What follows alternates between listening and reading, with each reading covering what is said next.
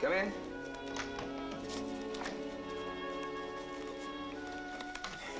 Well, Mrs. Van Lyden, what can we do for you today? Miss Cho tells me you've had a hard day. How's your lawsuit coming along? Stephen Cord consented to take it for you? Surely you've heard he advised against that. Well, I wouldn't let that stop me. There are a lot of young attorneys in Peyton Place. No. No, it was good advice. Well, why do you accept the word of one of our local attorneys? As a matter of fact, it seemed rather odd to me that you picked Stephen Cord in the first place. Slander and libel are rather special legal fields. I'm sure you must know many eminent attorneys in Boston and New York who would be very happy to come to your assistance. That is, of course, unless you pick Stephen Cord purely for show. Dr. Rossi, I acted impulsively. Not that I wasn't provoked. We both lost our tempers. But now that mine is back under control, well, of course there'll be no legal action. That's what I came here to tell you. Well, that's your decision. Frankly, I'm a little disappointed.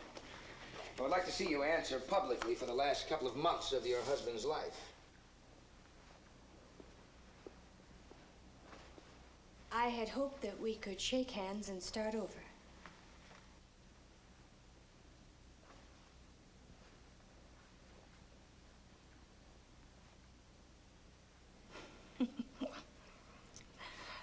You know, it's really funny. You know, I haven't got one friend left in the world.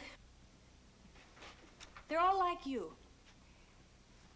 The shock of Philip's death and the manner in which it took place turned them all against me. My friends like people who are amusing. I should think a rich young widow could be very amusing. But I'm not a rich young widow. Philip wasn't able to leave me a penny. How inconvenient. Philip's death was much more than inconvenience. Much more. Yes, it was. The world lost a genius and all he might have accomplished. And I lost a husband. I see no reason why you couldn't get another. I mean, the lovely young widow in distress. You heard me out. But what I said meant nothing to you, did it? Yes, it has.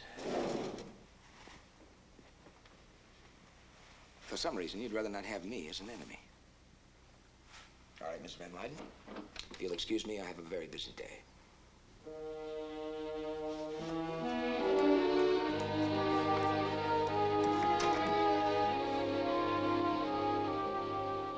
That's it. Now put your hand over like you're feeding them the ice cream. Hold it now.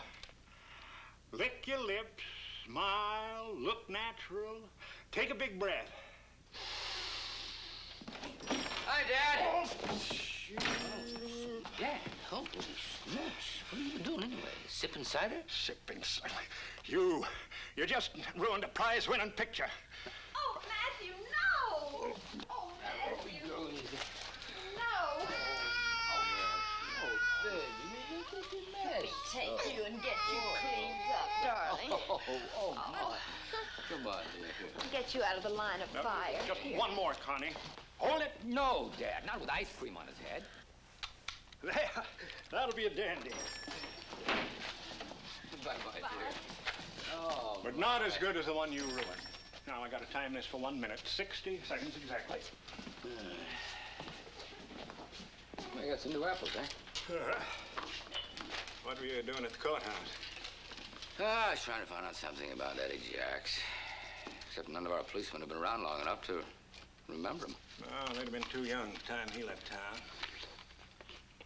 You must have known, though. What was he like? Oh, he was glad to hand it. You know, you go in the pub, not just good evening, what's your pleasure, but big wink, big slap on the back, regular glad handed. Sounds like a pretty good way to run a friendly bar without buying any free drinks. Oh, Eddie wasn't tight, not with his friends. No, sir. The drinks ran free. Ada used to complain he couldn't make a profit running it like a private club. Well, maybe most of the profits didn't come over the bar. Yeah, there was a lot more going on around there in Eddie's day. Time's up here. Huh? Yeah, that's it. No, that's it. Who's that? You said there was a lot more going on. What do you mean by that? Oh, there used to be a rumor of shady business going on in the back room. No wonder with the friends he kept. They weren't the kind of fellows that liked to work for a living. No? Well, maybe he was a fence for stolen goods or some other sort of illegal activity. He befriended that Jack Forrest, you know. And a scum like that wouldn't come to a place like Eddie Jack's unless he was sure he was going to get a welcome. Yeah, there was a lot of talk like that when Eddie was there, but nothing you could ever pin down. No, he kind of gloried in letting people think that he lived on the shady side of the law. Yeah? Like people who think he was worse than he was? Yeah, he's the kind of fellow who'd run out in the snow to tell a lie when he should have stood in bed with the truth. Poor Eddie. Yeah. You got any idea why he up and left her like that? Oh, I guess they were just quarreling. No, that's nothing new. I mean, a guy that leaves his bride and newborn baby in one night and then never turns up again. I mean, there's got to be a reason. Since when do the Eddie Jacks of this world need a reason for dumping their responsibilities?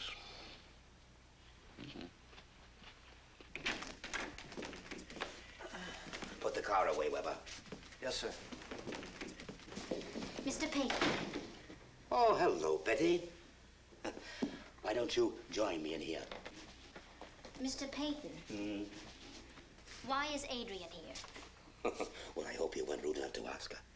The lady of the house should be more gracious to her guests. She isn't my guest, and I want to know why you invited her here. But you do know, Betty. Adrienne is the widow of an old friend of mine. Her European trip failed to erase the memory of her recent tragedy. And I thought that in the sympathetic atmosphere of our home that... That's a very convenient excuse, but that isn't why you invited her here, and we both know it. Well, you seem to have reasoned it out quite differently, with your own feminine logic. Mr. Peyton, you never told me about your close friend, Dr. Van Lyten's death. And you never once mentioned his poor bereaved widow until after we'd had our showdown. And then all of a sudden, it was the jeweler bringing trinkets and mysterious visits to Boston, and then Adrienne herself with enough clothes to last for a 2-year visit. And then a great need to be consoled, preferably by my husband. I told you that if you stayed with Stephen, you'd begin to think like Stephen. That you see everything in terms of yourself, as a personal attack aimed solely at your destruction. The destruction of my marriage. But that's absurd. How could you believe that Stephen would respond to anything so obvious? You dangle a jeweled toy in front of his eyes, and he's supposed to be so fascinated he forgets everything else. Poor Betty. You are concerned, aren't you? If I thought that Stephen had really shown this adolescent interest for Adrienne, I'd be genuinely surprised. I never would have predicted it. Oh, Stephen couldn't care less. I'm beginning to think he's right. You are getting a little childish in your scheming. Yes, my Boston lawyers told me about Stephen's efforts. But he'll only make a fool of himself if this comes up in court. I am not incompetent. And my will, though a bit unusual, will stand up in any court in the land. But as for Adrienne, well, I admit to a certain self-interest in my invitation, but you chose your side, Betty. You left me quite alone. Mr. Peyton, you're not going to break up my marriage.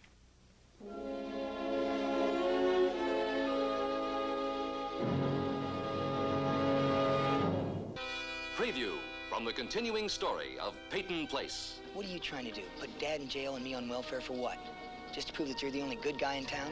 If we're going to be on opposite sides of the courtroom in this matter, I doubt if it's wise for you to be calling me like this. How much do you want? 50,000? After all, in your distant and colorful past, you always knew the financial pedigrees of your gentleman caller.